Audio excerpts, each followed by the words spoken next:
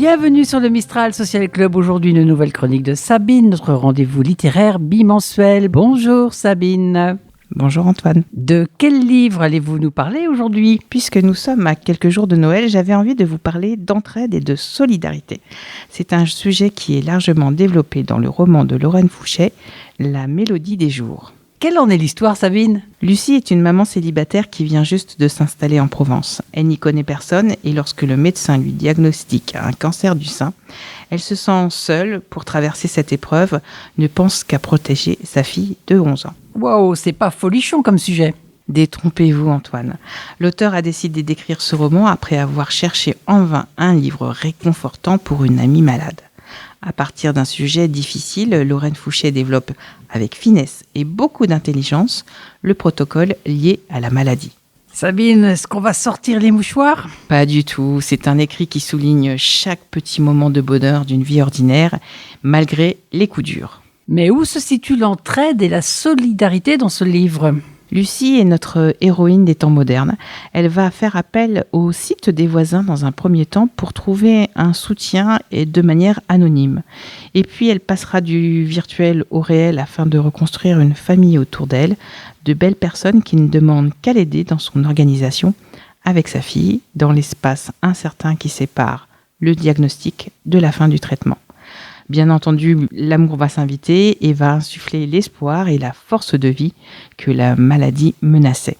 Si je résume, c'est une histoire d'amour et d'amitié, d'entraide et de solidarité. C'est ça, Sabine ? Oui, tout à fait, une histoire touchante, chaleureuse, une leçon de vie, un roman qui fait du bien. La Mélodie des jours de Lorraine Fouché est disponible en poche et en grand format dans toutes les librairies. Sabine, on continue les entretiens avec les acteurs de la chaîne du livre. Cette semaine, vous avez rencontré Sophie Rubio, une auteure de notre région. Oui, on continue et on va faire parler Feel Good. Bonjour Sophie.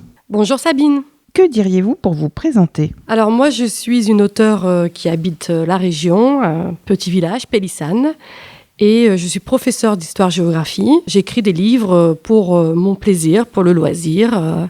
Et j'écris des livres depuis peu de temps. Après, au niveau de ma vie personnelle, donc je suis mariée, j'ai 2 enfants. J'habite à la campagne et c'est très important que je le souligne parce que la campagne, c'est devenu mon univers et c'est beaucoup ce qui m'a inspirée, ce qui m'a aidée à écrire mes livres. Sophie, vous rencontrez un franc succès avec votre dernier titre, Mon boss est à croquer.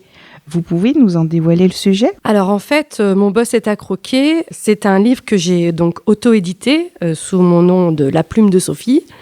Et c'est un livre qui m'est venu parce qu'il y a des choses que j'ai connues moi-même ou des personnes autour de moi qui ont connues. Et je me suis inspirée de leur expérience pour essayer de raconter une histoire moderne. C'est-à-dire une héroïne qui finalement va rencontrer d'autres personnages qui viennent d'autres milieux. Et cette héroïne qui au départ était plutôt seule et un peu déprimée va au fil du temps pouvoir s'ouvrir et on va dire que la chenille va devenir papillon. Alors tout comme le livre que je présentais tout à l'heure, on peut dire que c'est un roman feel good ? Alors c'est un roman feel good, après je dirais plus dans la veine comédie romantique, comme on pourrait voir par exemple au cinéma les comédies romantiques américaines, avec de l'humour, de l'amour, de l'amitié. Pourquoi feel good ? Parce que on se rend compte quand même que ça nous fait du bien, qu'on peut nous aussi vivre des situations au départ qui sont pas faciles. Avec le temps, on arrive à s'en sortir, on arrive à trouver de la motivation. Et c'est pour ça qu'on peut aussi le classer à la fois dans comédie romantique et à la fois dans feel good. Votre lectorat se retrouve derrière ce livre en masse. Quelle est la clé du succès ? Qui vous lit ? Alors, c'est vrai que j'avais écrit un premier roman l'année d'avant, en fait, en 2020, qui avait connu moins de succès, qui s'appelle Sept par Payoun. Et quand j'ai publié en avril, du coup, Mon boss est à croquer, je ne m'attendais pas à avoir toutes les commandes que j'ai eues. Quand j'ai fait des marchés, des salons du livre depuis le printemps et tout l'été, j'ai rencontré beaucoup de lecteurs, des personnes qui sont venues spécialement aussi parfois pour me rencontrer. C'est un livre qui, comme je le disais un peu tout à l'heure, a un esprit quand même dans la modernité qui est léger. Peut-être que c'est lié avec effectivement l'effet où on est dans une période compliquée. On nous parle beaucoup de maladies évidemment avec le Covid, mais d'autres sujets comme par exemple les problèmes de climat, etc. Et c'est vrai que ce ne sont pas des sujets évidents de tous les jours. Le quotidien fait que les gens ont envie de s'évader. Or, c'est un livre qui est quand même assez court à lire, qui est fluide, c'est-à-dire que le rythme il est assez rapide. Et je pense que les gens ont besoin aussi de ces lectures-là, de faire des pauses à un moment donné, même si ce sont des lecteurs d'autres genres habituellement. C'est une vraie pause. Et en fait, beaucoup de lecteurs m'ont dit ça.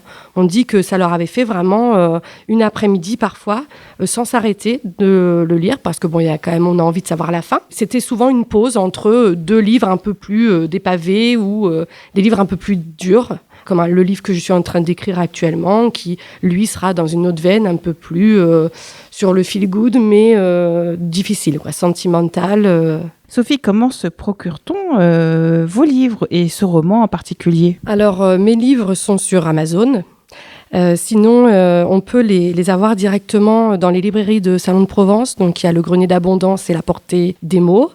Puis, l'Office du tourisme de Pélissane aussi, qui est un lieu où on peut récupérer mes livres. Après, je fais quand même, j'essaye d'aller à la rencontre parce que moi, c'est ce que je préfère en fait dans le métier mon loisir, on va dire, d'écriture.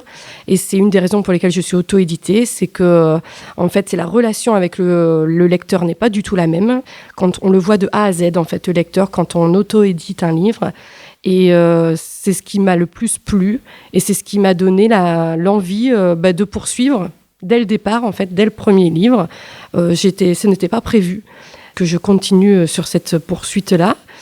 Et donc, vous pouvez, soit sur Internet, soit sur les salons, me rencontrer sans problème. Après, j'ai quand même un site, un blog, La Plume de Sophie, wordpress.com.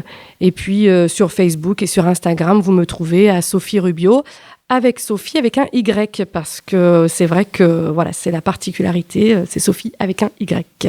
Alors, vous l'avez tout à l'heure légèrement abordé. Des projets d'écriture, vous pouvez nous en dire plus ? Déjà, il faut savoir que j'écris toujours un livre par un livre. Il y a beaucoup d'auteurs qui arrivent à gérer plusieurs histoires en même temps. Et moi, j'ai plusieurs histoires dans la tête, mais par contre, je n'en écris que un par un.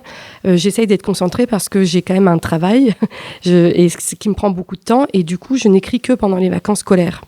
Donc, je suis obligée d'avoir quand même un certain cadre. Et actuellement, je suis sur un projet de roman qui aborde des sujets un peu plus profonds, qui sont une maladie chronique des intestins. Donc, une héroïne qui a une maladie, qui apprend sa maladie et qui va devoir rebondir, puisque ça va impacter à la fois sa vie personnelle, son intimité, son corps, et également sa vie sociale. Et donc, ce sera le parcours de cette nouvelle héroïne. Donc, vous remarquerez que j'aime beaucoup parler des femmes, écrire sur les femmes.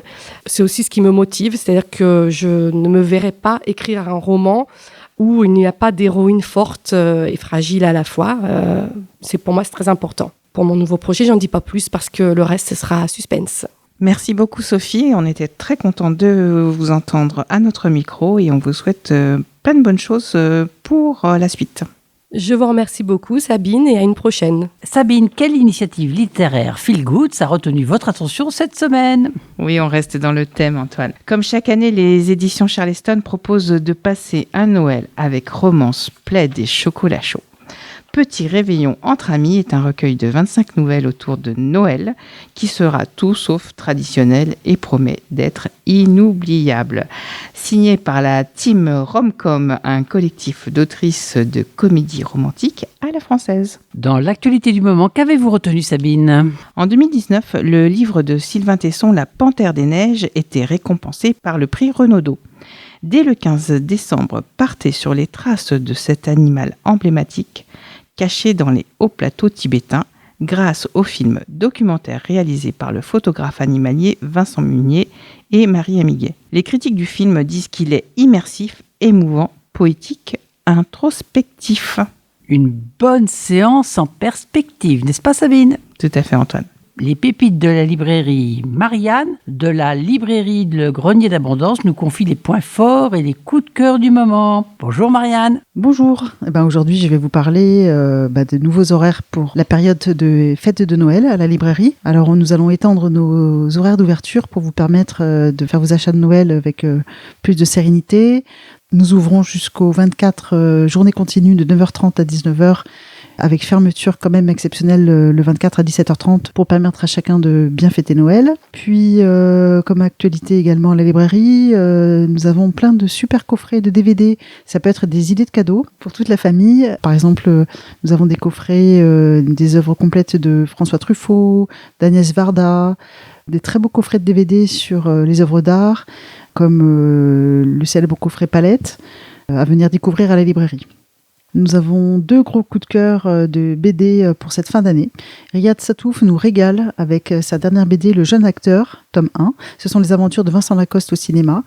Comme d'habitude, il a beaucoup de talent pour nous raconter les débuts de Vincent Lacoste au cinéma, comment il a découvert Vincent Lacoste, avec aussi le point de vue de Vincent Lacoste. Et ça donne vraiment envie de revoir les beaux gosses au cinéma. C'était vraiment très grande réussite.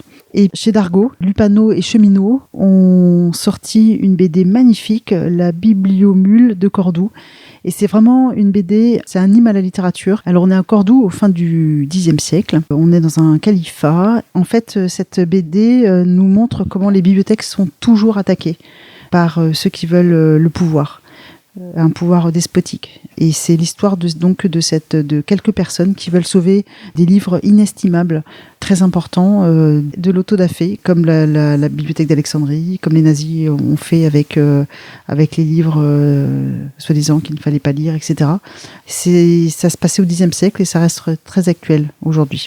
C'est vraiment une BD non seulement belle et pleine de charme, mais aussi qui fait réfléchir. Et c'est édité chez Dargaud. C'est tout pour aujourd'hui. Nous vous souhaitons de belles fêtes de fin d'année. Vous pouvez retrouver la chronique de Sabine sur le réseau Fréquence Mistral et en replay sur Mistral Social Club. Bonne fête de fin d'année à tous.